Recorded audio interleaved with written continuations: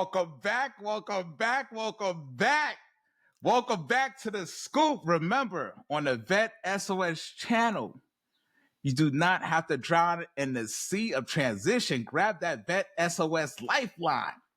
And today, on the stoop, getting the scoop with me is my man, David Kiwi. So I want to tell y'all a little something about Kiwi, right? Because he said, I say, hey, what you want me to call you? David? He said, yo, just call me Kiwi. He gave me a little backstory. I'm going to let him tell y'all that when we start. But let me tell you about David Kiwi. He is the co-founder of Kiwi Coaching, dedicated to helping leaders find clarity, confidence, and renewed purpose.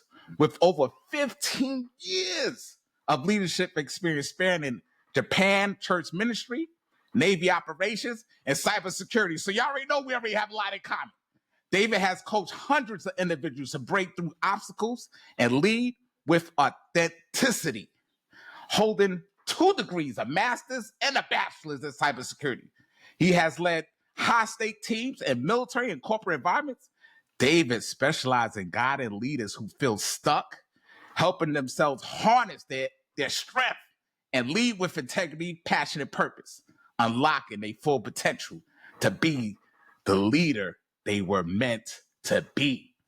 Ladies and gentlemen, welcome Kiwi to the scoop. Kiwi, what's going on, brother? How you doing? I'm doing good, man. I'm loving your energy. Let's go. Let's go. I do get that question a lot. Everyone looks at me and is like, Kiwi, like the fruit. I'm like, yeah, and I'm not from down under. I'm not that cool. But when I was in the military, day 1 of boot camp, they're like reading through the names. They're like, John Smith, here, present. They get to my name and they're like, what the? And I'm like, yeah, this guy right here. He stares at my name. He stares at me. About a minute later, he goes, you're going to be Kiwi for the rest of your career. And so I've just embraced it. So I'm the Kiwi, here to inspire and empower people to be more than they thought they could be and show them how to do it. Man, I tell you what, like I see you on the docket to talk. So I was like, because I have another buddy, man. His name is Kiwi. He's an Air Force wounded warrior. And when I first seen the name Kiwi, because there's a parenthesis said Kiwi, I said, oh, I'm about to interview my man. But Kiwi, I'm gonna get Kiwi on this show. The other Kiwi, I'll have y'all two connect too, because he has a powerful story and resilience. Air Force wounded warrior, man, doing great things in the Carolinas, man. I salute to him and his journey. Today is what we're going to talk about, some special stuff, man, because I know we was behind the scenes talking. I said, oh, man, we have to go jump on the record because this is going to be gold. This is diamond. This is whatever rare minerals, rare jewels. This is going to be it. So everybody grab your pad and paper because we're going to be on the stoop today getting the scoop on a lot of things. That Kiwi already shared with me, but he said, hey, I want to share with your guests. I want to share with the people that's going to come and listen. I want to share with other veterans that you don't have to do it by yourself. There's other ways and there's other opportunities. But there's so much noise, I call it, out there in the world. Sometimes you just have to put on your headphones and just kind of cancel out the noise, but then listen and focus on some certain things. So Kiwi, what's the school? You said that you did a couple of things, in the military, and after the military, you kind of started a business, a coaching business, a mentorship business, a leadership business. And what's the scoop on that? Like why did you even start that? Why did you get out the Navy? You did Navy, right? I was in Navy, yeah. Yeah. So you was in the water, you was in the water, you was on the land, like what did you do? The carrier ship? Like what's the scoop on Kiwi? Oh, yeah, definitely for me. I mean, no kid when they're growing up is like, yeah, I want to be a leadership and relationship strategist. Like, nobody's like, that's my goal in life, right? But alas, life happens to us all. For me, I didn't start off that way. In fact, I wanted to be a doctor. That's how I got started. I was going to go into healthcare. And I was serving in healthcare. And while I was in that, me and my wife got married. Now, I got to give credit to my wife. She's an amazing cook. I am going to talk a little bit bad about her. She's not here, so I'm going to be nice, but I'm going to be real. I'll run the bus over me a couple times later too. So, but there's a kind of a 4-part story that really shaped who we are today. And I want to just inspire everybody by sharing just my real raw story. So before I joined the military, me and my wife get married. We've been married about a year. And I asked my wife to make my favorite childhood meal, lasagna.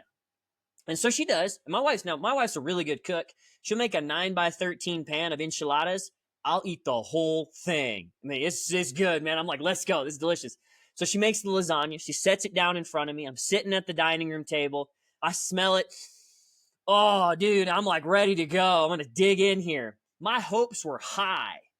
But as soon as my fork dug in that first bite, my hopes were shattered because I hit something rubbery, and not like a noodle, like bad rubbery. And I peek in between the noodles, and staring back at me is a hard-boiled egg. And I'm sitting there, Yeah. and I'm like, wait, Okay. what? No, that's not, no, you don't put that in lasagna. That's not how this works.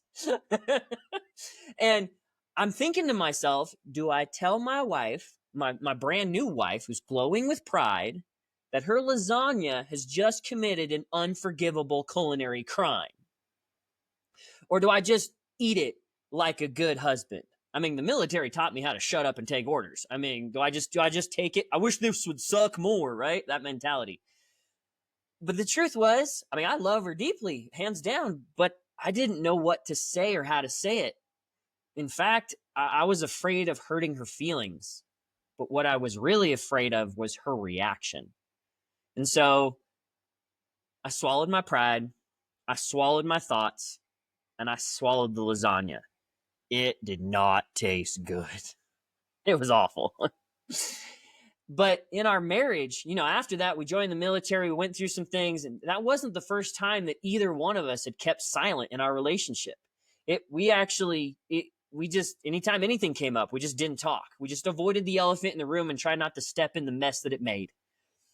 But it really reached a head when we got out of the military, right? I got used to just work in the military, come home, my wife does her own thing. I get out, and one of the reasons I got out, I love the day that I got in, and I love the day that I got out. It was one of the best times of my life.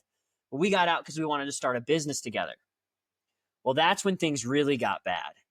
We got to the point in our business, we had invested like $30,000, and we weren't making but maybe $150 a month, and it was really hurting us. I was working my corporate job, and it got to the point that our date nights felt like project management meetings, and the bedroom was just as cold as the business's profits. And it was reaching to the point that me and my wife agreed we're headed for a divorce and we're headed for a broken business.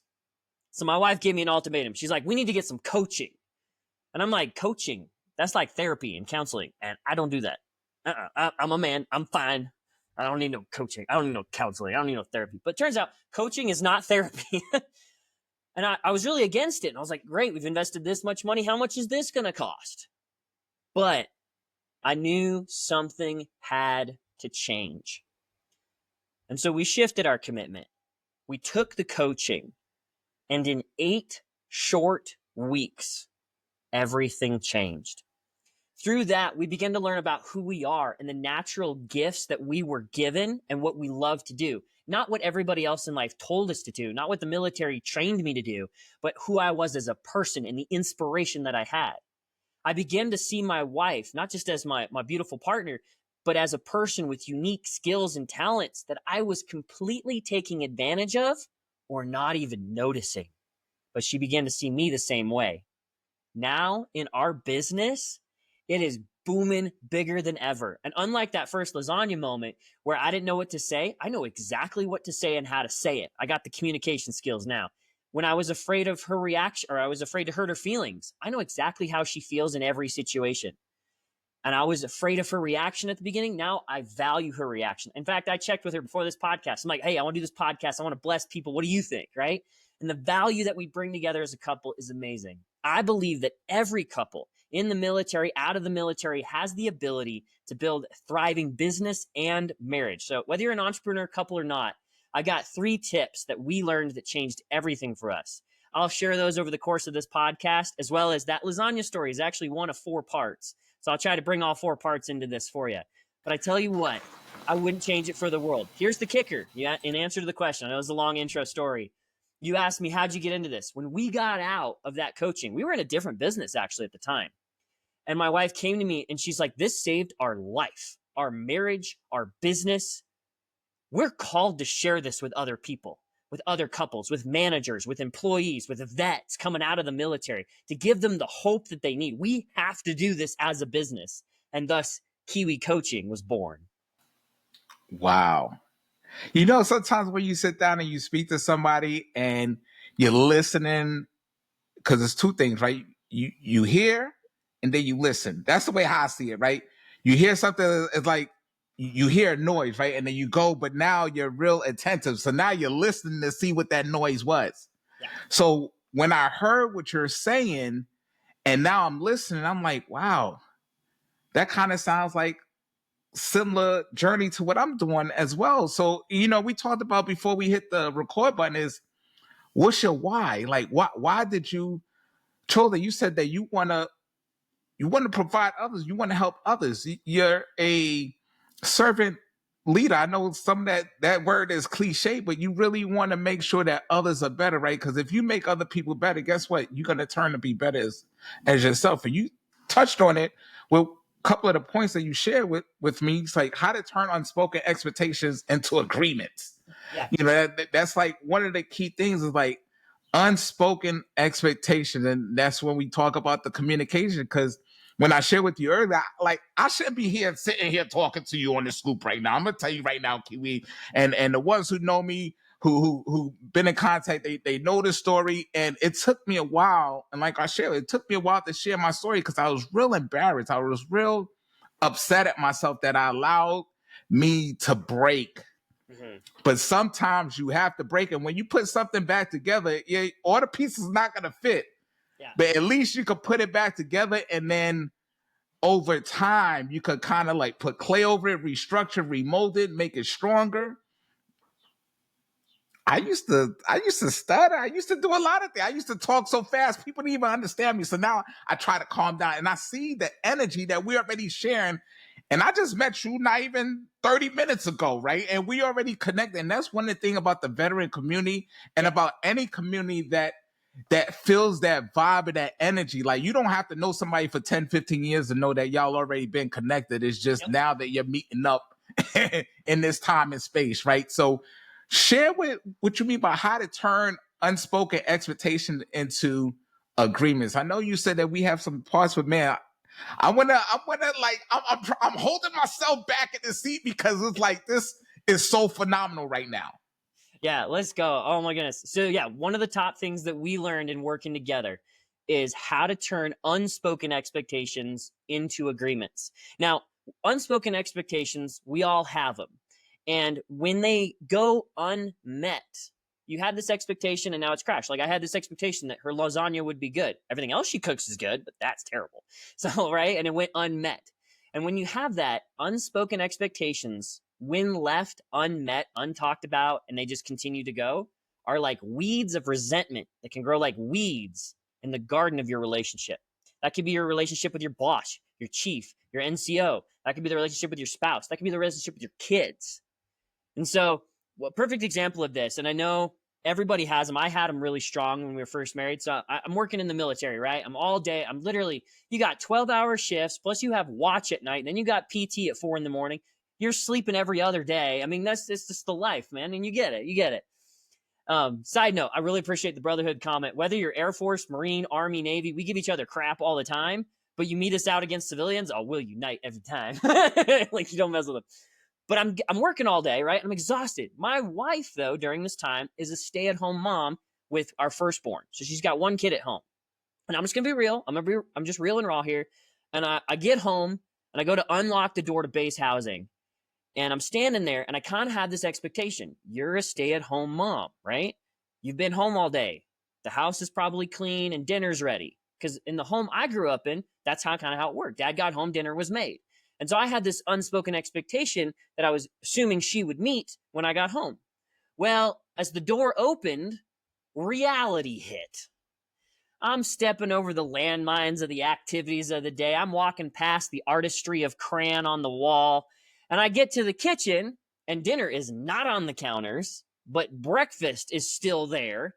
And my wife's sitting on the floor with a baby strapped to her chest, nursing, her hair in a mess with an exhausted look on her face. And so I asked the best husbandly question I knew at the time. So what'd you do all day? I am still alive. I am still here. But I did. I had now unspoken expectations sometimes are different than unrealistic expectations, but you get the idea. So these unspoken expectations, one of the ways we learned to deal with them is the reason they're called unspoken is because we don't like to talk about them. This could be a childhood trauma. This could be a cultural upbringing or a religious background thing. It could be something that you just expect and assume that everybody knows, but they don't know because they're not you and you didn't tell them. So here's the secret to turning unspoken expectations into agreements. Write them down. So this is an exercise we teach couples and we teach managers and employees to do this too. So you go together and you meet, for couples, I would say go on a date night, do a date night, get food. This is always best over food. And you're going to take 3 pieces of paper. On the top of each piece of paper, you're going to write this: your name, their name, and then the word both. Now, if you're a couple in business or you share a lot of responsibilities with your wife, you homeschool your kids like we do or stuff like that, there's a lot of different categories. I recommend picking one category to start, like household chores or business opportunities or kids or whatever's on your list. Because if you do this exercise with everything, it can go really long. So pick a category. So in our case, right, we pick household chores. How are we going to manage the house? We both work. We homeschool our kids. We do a lot of amazing fun stuff where we volunteer and teach. I travel and speak. I mean, there's a lot. So we run out of clean underwear. It's kind of a common problem in my house. So we sit down and we write down household chores. Well, I don't mind doing the dishes. I actually don't mind it at all. So I write dishes on my sheet of paper.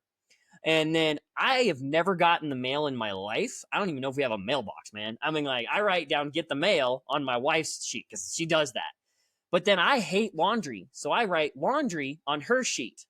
Well, when you get done, no cheating, no looking at each other's sheets. When you get done, you get to compare notes. And guess what? They're not gonna match. They really aren't, because you have expectations and so do they. And so, perfect example, me and my wife both put laundry on the other person's. Like, I don't want to do laundry. I don't want to do laundry. And then it goes in the sink. But here's the thing. Instead of in the fight now where nobody has clean laundry and we're fighting over it, you were supposed to do it, you were supposed to. Now we're in a situation, we're sitting over dinner or having coffee, and we can talk about that expectation and turn it into an agreement. So for me and my wife, we came up with this agreement, and it's going to be different for you. But my wife washes the laundry and gets it to the laundry room, does all the washing, and then dumps it on the floor in our bedroom. When I get off work, I fold it and put it away. This way, I don't have to worry about keeping the cycles up to thing, and she doesn't have to stress about trying to put it away now with 3 kids running around the house. This works really well for us.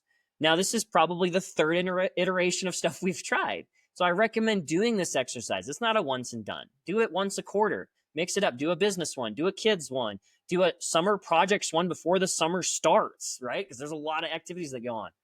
But couples that can take every unspoken expectation and turn it into an agreement can literally start any business, any project, even the mother-in-law coming to town and succeed at it. Wow.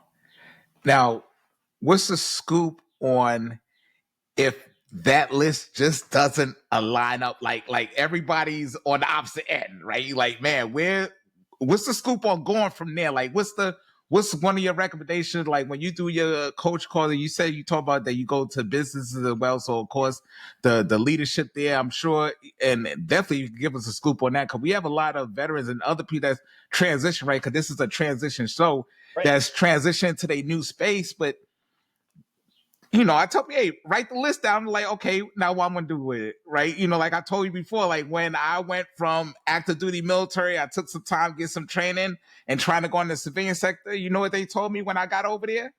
Oh, you did that in the military? Oh, cool story, bro. That's all I heard in my head. Yeah. Like, oh, cool story, bro. Like, but how would you share the information, or what's the scoop on giving that person that's making that hard transition into utilizing that list structure?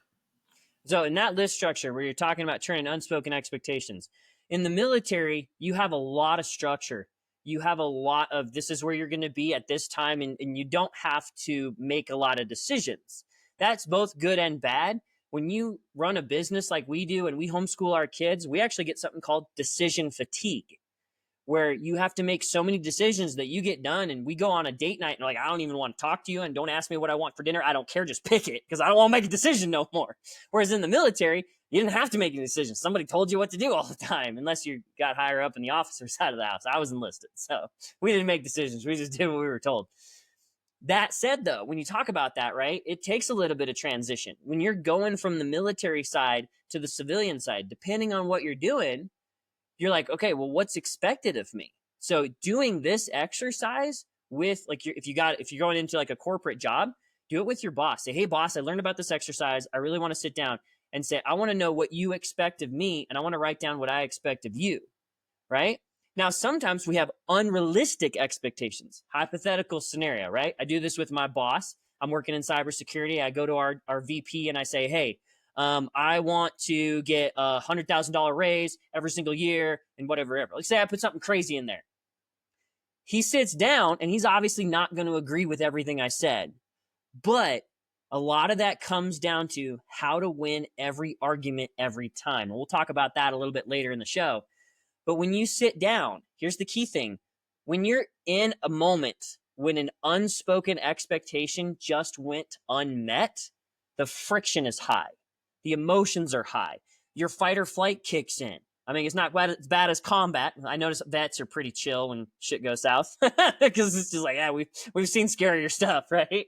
But your heart rate goes up when you just, hey, dinner wasn't on the table. Now I'm emotional. I'm a little bit higher, that sort of thing. And especially if you're coming from a background where you struggle a little bit with that. By doing this exercise, whether it's with your boss, with your spouse, even with your kids, if they're old enough, if they're in like the teenage years, what do you expect of me? What do I expect of you? You have an opportunity where the emotions are low. This is why I recommend food, because food always helps everything. Now the emotions are low, and you can really sit down and say, okay, I see what you want there. Now, let's talk about what I can really do for you and see if that's more what we're looking for. And you try to come to that agreement. And that's how you turn it into an agreement. Take it out of the emotional crisis of the moment it's unmet and talk about it in a separate form where you can agree on it and come to a conclusion. This takes a lot of people management and a lot of emotional management skills. However, and some people are like, oh man, I couldn't do that. I couldn't do that. Well, you definitely can't do that if you don't try. But Michael Jordan missed every single shot he never took. Ah, that's true. Yeah, that's true. And you mentioned this, his business, her business, and not your business. Oh man, that's a good one. Yeah, what's the scope on that? When I seen that, I sat back, I looked at it, I'm like, his business, her business, and not your business. I was like, man, I can't wait to hear what Kiwi got to say about, like, what's the scoop on that? Where did that come from?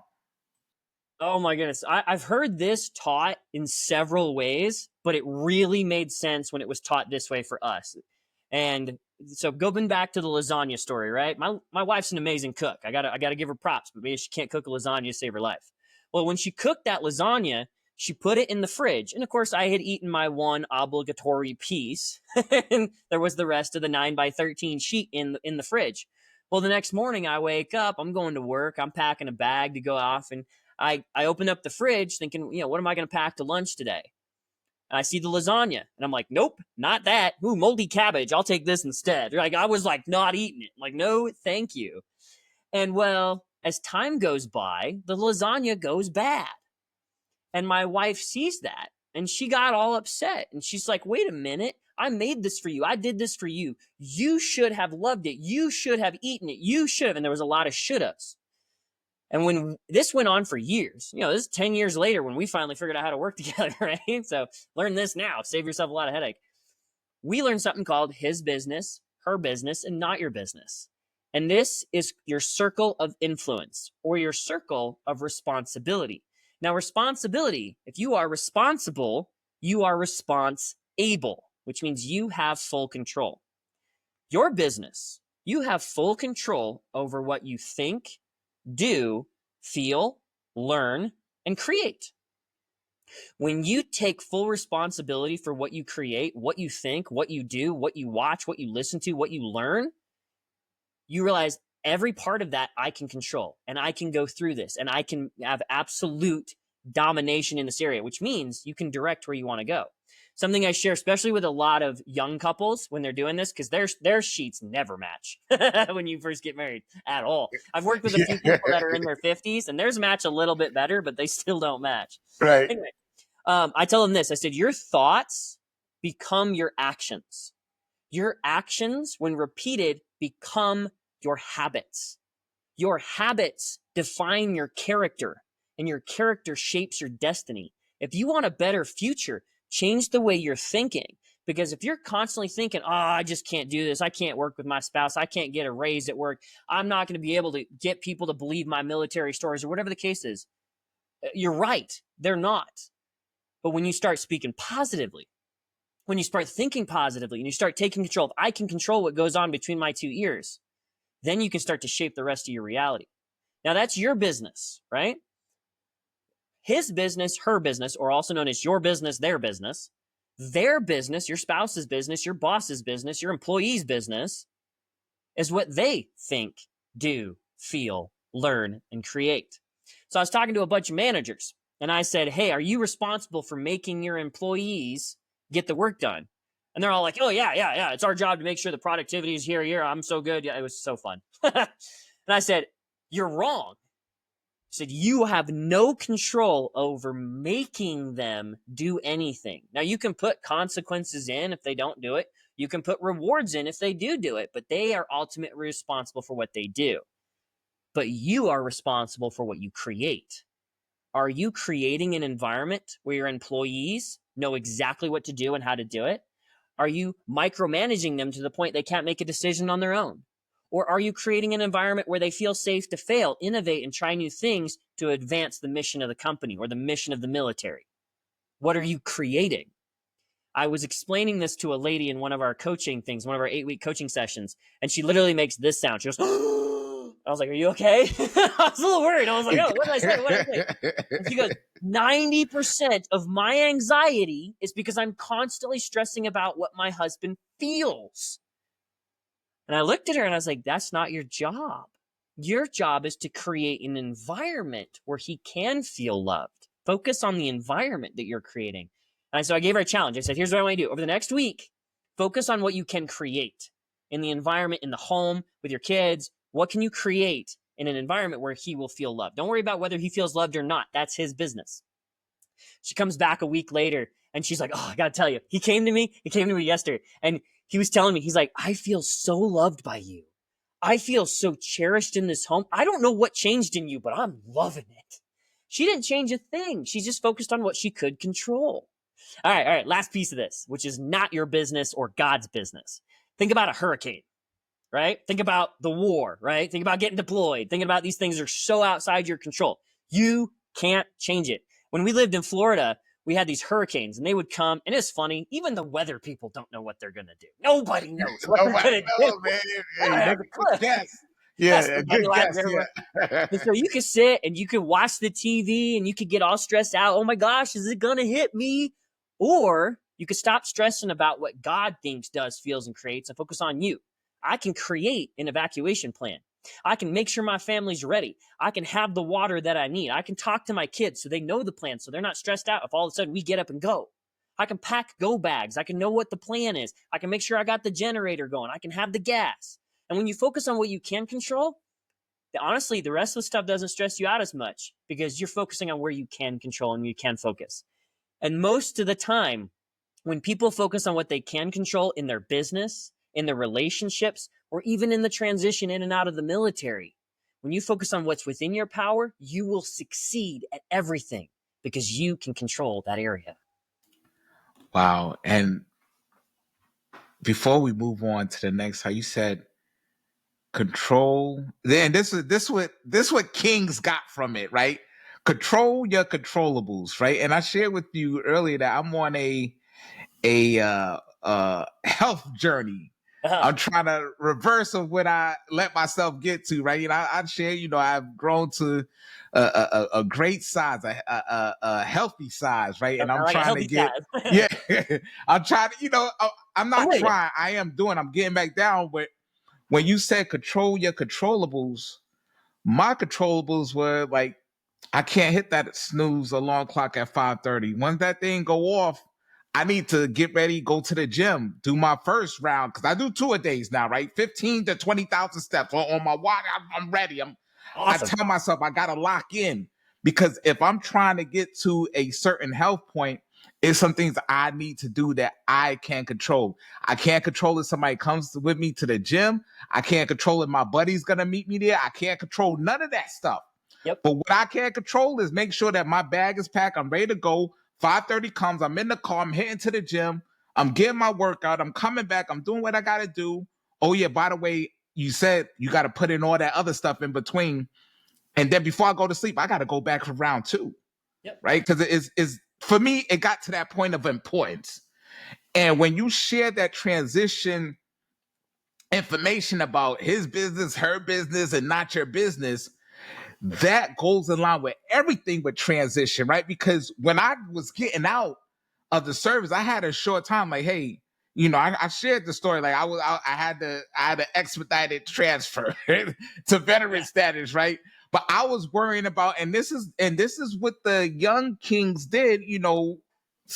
So this is 25, so I transitioned out to 18. So we're coming up on 7 years.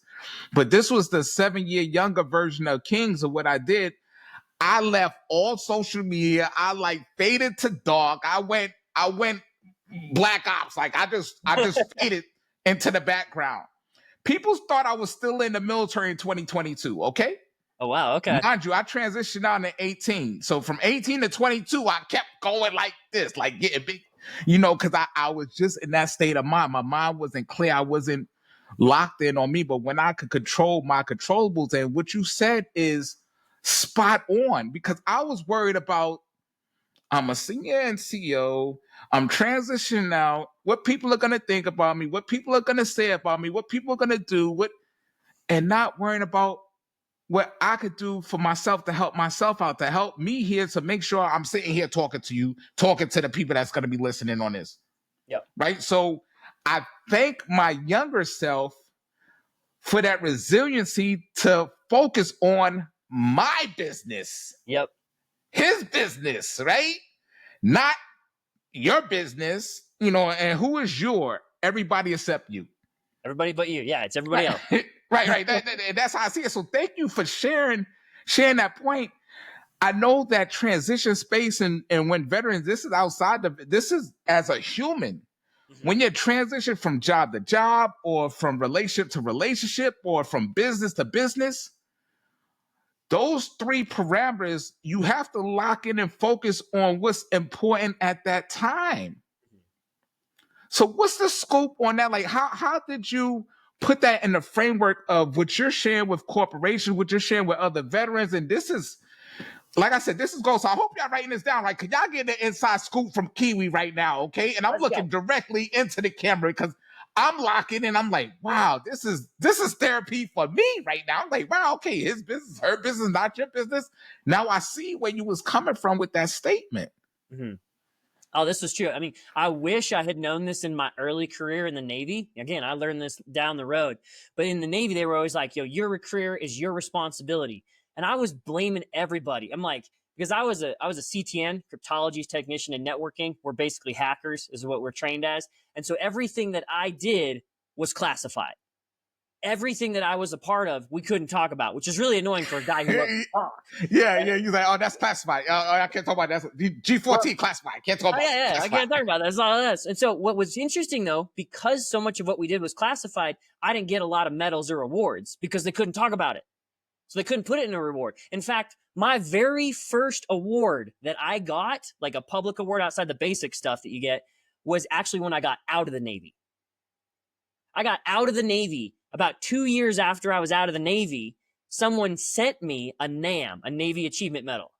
They're like, hey, I found this in a drawer. It had your name on it. I'm like, what? Yeah. And I got real upset. I'll be honest. I was like, you should have done this. You're in somebody else's business when you're saying shoulda. You're saying shoulda.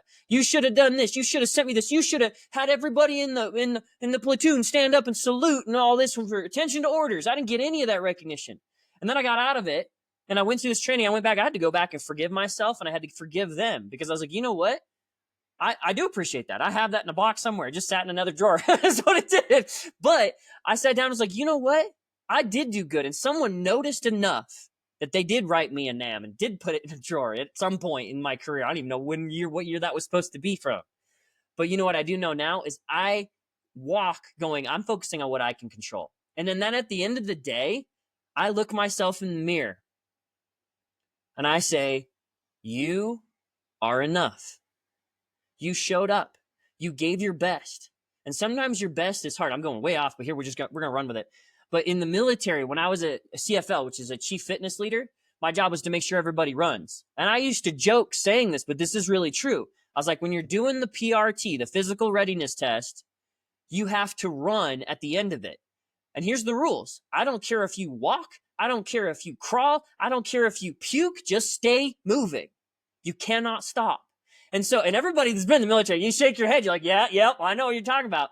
But that's true of life. Sometimes your best is running at 12 miles an hour. And sometimes your best is crawling while puking on the side, trying to get back on your feet to keep going. But you're giving your best every single day. And when you focus on your business, you're going to have good days. You're going to have bad days. But you're constantly going to be moving forward. Way off subject. Wow. No, that's good because that locks in and we're rolling right into the other topic that you say, oh, I'm gonna come back to that later, but I'm gonna speed us up at the fast forward. Let's circle back. How to win every argument with your spouse, with your friend, with maybe your boss or your coworker. Like, what's the scoop on that, my guy? This totally works in any relationship. Manager, employee, spouse, friend. It works every single time. And when I was told that, it was taught to me as how to win every argument guaranteed. And I'm like, whatever. All right. Now, in order to win every argument, you kind of got to have an argument. This is how it works. Well, back to that lasagna story, right? So I was in the military at this point. This had been a couple years down the road. And I'm at work and I'm doing my thing and the crypto and I'm talking to my boss. And I'm like, man, my favorite food's lasagna. And my boss goes, oh, dude, my wife makes an amazing lasagna. I'll have her make you some and you could take it home to your wife and she'll love it. I was like, oh God, please don't. My wife had tried 5 different lasagna recipes over our marriage and they were all bad. Every single one of them. Well, the next day at work, I show up, I check in, I get on base, and in the break room fridge is a lasagna with my name, Kiwi, written right across the top, big 9x13 pan. And I sat there staring at it thinking, do I leave it here and disappoint my boss, or do I take it home and possibly start a fight with my wife? But I also thought, this will probably be the first time in my marriage I've actually had good lasagna. I took that sucker home. Oh, I did. And I put it in the fridge. I didn't tell my wife. She found it. You try to hide anything from your spouse, they figure it out. Doesn't matter. She finds it and she's in the fridge and she's looking at it. Now she knows what it is, but she's like, what's this? She sounds just like that too. And I'm like, food. She's like, where'd you get it? My boss's wife made it for me, and I will never forget her next words. She closes the fridge, she puts her hands on her hips, and she looks me dead in the eye, and she goes, couldn't get it from your wife, so I had to get it from another man's wife, huh? Yep, that sounds about right. We're going to stop the story there because the rest of it is probably not family friendly for those that are listening to this podcast. But man, what an argument. I'm sure we've all had them. We've all had arguments. And so I was like, how do you win every argument every time guaranteed? Well, there's some misconceptions about arguing. One of them is somebody has to lose. We assume arguing is the same as conflict in military combat, right? Someone's got to lose. You go down or I go down, especially the guys that served in combat or those of us that have been there where we get that mentality of like, when we're in like, let's go. And we lose logic and we go into emotion and we're just like, let's gonna fight, right? Well, that doesn't work. And that's not true. For an argument, for conflict, different, but for an argument, it's not true. Another common misconception is happy wife, happy life. That just means the husband has to cave. And that really is a recipe for a disgruntled husband. Happy marriage, happy life doesn't rhyme, but it's more truthful. And so how do you win every argument every time guaranteed? Well, you shift your perspective, saying it's you and me versus the problem. So let's back it up a little bit. Like when you first get married, right? And you're holding her hands and you're looking into her eyes and you're in love. And you're like, I'll take on the world for you, sickness and in health, richer or poorer, even if your mother-in-law visits. I'll do this, right? Well, guess what? The kids come, homeschooling starts, you start a business, you go to the military and have a bad day with your chief or with your officer or whatever. And then you get home and she's had a bad day with the kids and now it's like, you're the problem. No, you're the problem. Well, you just act like your mom. You know how it goes. Oh, yeah. Oh, yeah. Let's take it back to that. It's you and me versus the problem. So let's take it from perspective of a manager and employee real quick, because I know I get this question a lot in our coaching. The manager is told, hey, you need to cut costs. We need to cut costs here. And then the employee's like, I want a raise. I want a raise. And then they go into the conference room and they have a meeting. You know how that goes. Yeah. Well, Yeah. What if they took that perspective? Say, hey, I'm sorry for arguing with you. We're on the same team here. Same team, man, friendly fire. Let's stop for a second. It's you and me versus the problem. Can you help me identify what the real problem is here so we can work together? Well, in that scenario, the real problem is not that the manager has to cut costs or even that the employee wants a raise. The real problem is the company's not profitable. So what if the manager and the employee said, hey, what can we do to bring in more income? What can we do to bring in more profits so that you can have your raise and I don't have to stress about cutting costs so much? In the marriage, hey, I'm sorry, honey. I know I'm arguing. I know sometimes I get pig-headed and I'm sorry, but I do want to work on this. It's you and me versus the problem. Now, side note, sometimes arguments get so heated that you need to take a break and cool off in your corners first. So you do this. You go, hey, honey, I'm sorry. I know it's real heated right now. I'm sorry. I want to be on the same page. It's you and me versus the problem. Can we take a 5-minute break and then come back and let's try to figure out what the real problem is together? Because I want to work with you. Let's do this together. I had to do this with my wife literally like 2 days ago. we had to practice what we preach. Yeah. Right? Well, here's the beautiful part about it. Most arguments come from one of two things. One, an unspoken expectation. Or two, you're in somebody else's business. I.e., not your business. Not your business. You got it. And so when you sit down and you be like, you know what? Your mom coming over and visiting, she's not the problem. She does stress me out, but the problem is I feel like I don't know what to do when she comes over and I get stressed out and I want to just leave the room and take a break. And she starts talking to me and she's like, you know what? Let's do that. Why don't we have like a specific break time? When I feel like conversation's not going well, we're all going to get up and we're going to go make cookies or just we're going to have a plan to break it up. But now it's me and her versus the problem. We come at it together, right? Well, perfect example, the lasagna. Had I known this for the 10 years we fought over lasagna, I'm not going to lie.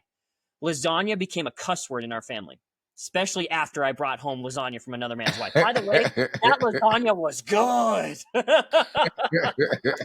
I ate it. It was delicious.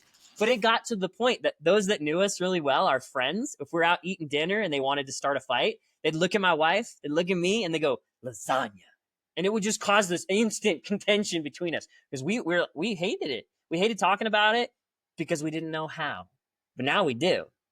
And we'll get to that in a minute, how we finally brought a closure to that story. But yeah, couples that can argue, managers and employees that can argue and be on different ends and figure out what's the real problem here and let's unite together against it can literally conquer any obstacle in any aspect of their life.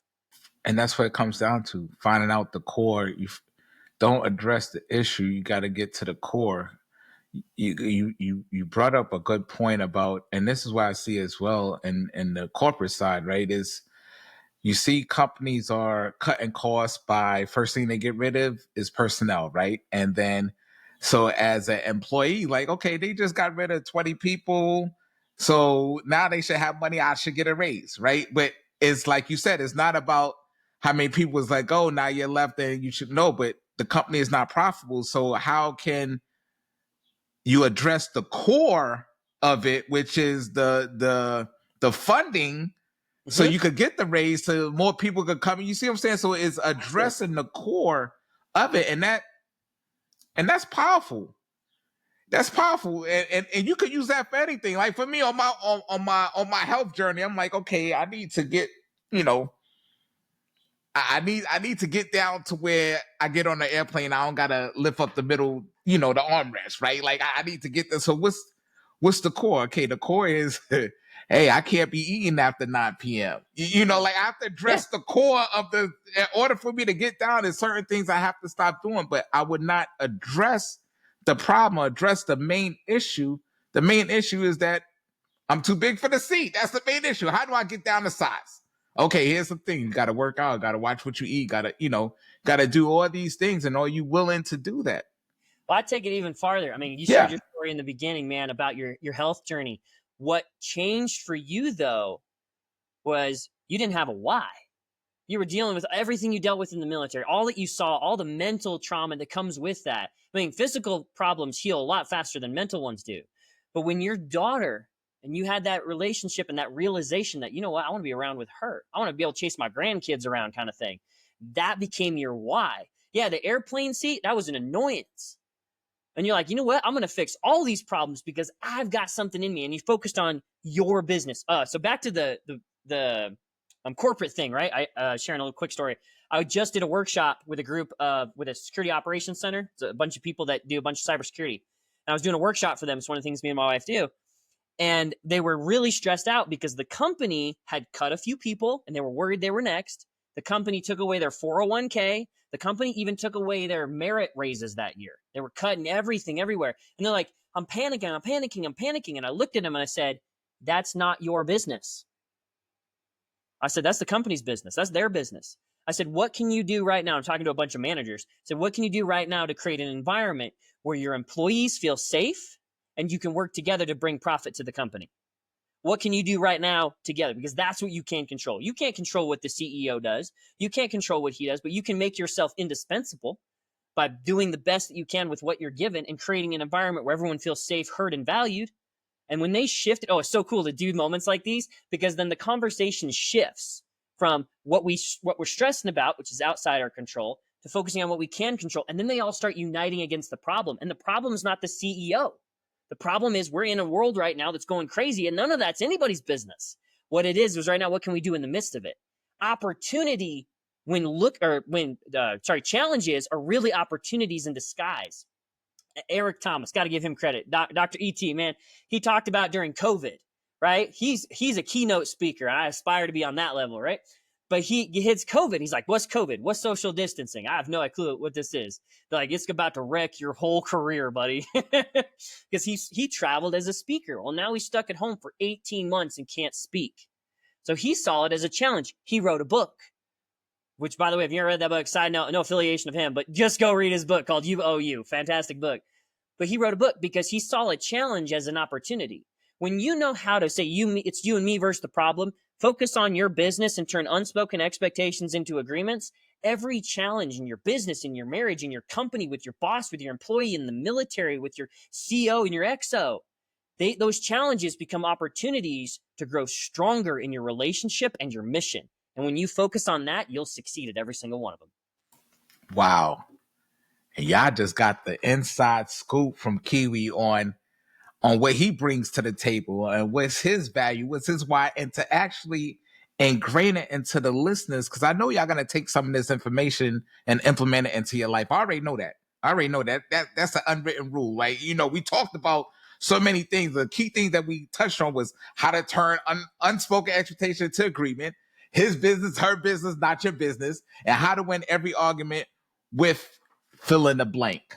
Your spouse, your coworker, your boss, your teammate. And y'all got it. Y'all got the scoop. So, Kiwi, what's one of the things that you want to leave as a note to the community on your services, right? We're going to talk about how can they reach Kiwi, what can they do to contribute, and how can they continue finding their purpose or locking in on their purpose is what is one thing you want everybody to take away from this conversation here on The Scoop? Oh, I love it. That's jam-packed. I'll try to keep it short on that one. All right. Where can you find me? So me and my wife, we have a pretty unique last name, Kiwimagi. If you search us on social media, you'll find us. That's pretty easiest way to get in touch with us. We give out free content all the time on YouTube, on Facebook, Instagram. Check us out. We will totally set you up for success there. For those that want to learn a little bit more about what we do, what we offer, we actually put together a free book on our webpage at www.davidandalexiskiwi.org. And you can download that free workbook, and that'll get you started on embracing who you were born to be, created to be, meant to be. Because the best thing that you can give this world is the best version of you. Also on that page, if you're interested in our coaching programs or different workshops and what you got, you can get in contact with us there. But I'll leave you with this. After over 10 years of marriage, my wife finally swallowed her pride, and she went to my mom to ask for the recipe. So she gets to the house, she sits down at the dining room table, she looks across at my mom, and she's like, what is this recipe that Kiwi loves so much? He loves it. I can't make it right. I've tried multiple times. Can I please have your recipe? Because I love him and I want to make it for him. My mom looked at her shocked, surprised, and replied, what recipe? I always bought it frozen from the store. Got him. When my wife told me that, I was like, oh my gosh, I'm so sorry. Apparently, I like frozen Stouffer's lasagna. That's what I like. Oh man, what a way to ride off into the sunset, man. So thank you for come sitting on the stoop, sharing the scoop on your journey on how can we be better human beings and the services you offer. So don't forget, everybody, this is the scoop. And remember what I said at the beginning. You do not have to drown in the sea of transition. Grab that VET S.O.S lifeline, and we are here. So until next time, peace.